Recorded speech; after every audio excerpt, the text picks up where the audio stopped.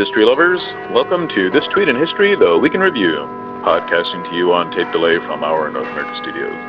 Here are your top stories for the week ending February 20th, 2010. World, Dateline Europe, February 16th, 1999. Kurdish rebels coordinate pan-European attacks on embassies. The backstory. Abdullah Öcalan, in 1978, founded the Turkish Workers' Party, or PKK, which pursues an independent Kurdish state within Turkey through armed conflict. Öcalan was operating out of Syria in 1998 when Turkey turned up the heat, causing the Syrian government to expel Öcalan, sending him on the run through several nations. On February 15th of the following year, Öcalan was captured at the Greek embassy in Kenya and flown to Turkey, setting off a wave of coordinated demonstrations all over Europe. Greek and Kenyan embassies were targeted, where demonstrators threw stones, set themselves on fire, and took hostages. Other than the immolations, the loss of life was minimal, and most protests ended following negotiations. Öcalan was convicted and sentenced to death, with his sentence commuted to lifelong aggravated imprisonment after Turkey abolished the death penalty. Sports, Dateline Nagano, February 20th, 1998. Go figure. 15-year-old Lipinski is youngest to skate for Olympic gold. The backstory. American Tara Lipinski was 9 years old when she was inspired watching Kristi Yamaguchi run the Olympic gold in Albertville. A short 6 years later, millions watched Lipinski make Olympic history. Lipinski, who was still 15, had been skating at the senior level for only 2 years, but by Nagano was the reigning world champion in figure skating.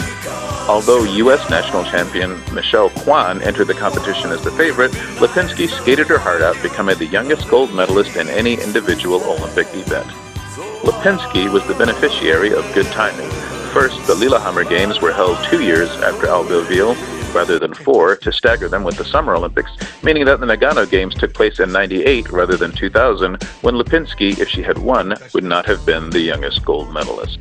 Also, since her victory, eligibility has changed, and under the new rules, Lipinski would not have been old enough to make the squad. Things that make you go, huh.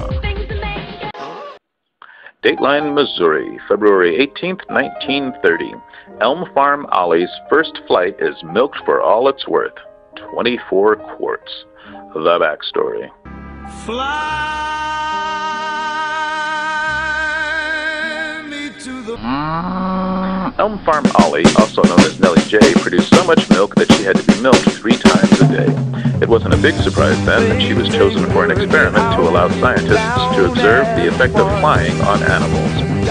She didn't disappoint on the trip, giving scientists plenty to observe as she gave Ellsworth W. Bunce, the first man to milk a cow in a flying airplane, 24 gallons of milk, which was placed in cartons and parachuted down to the audience below. Folks, I'm not making this up.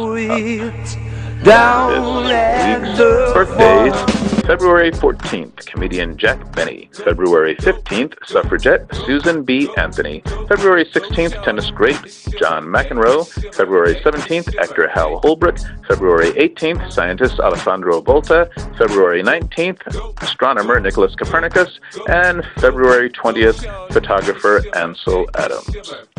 Thank you for joining us for This Tweet in History, the Week in Review. Be sure to follow us on twitter.com/HistorTweet and check our archives at HistorTweet.blogspot.com.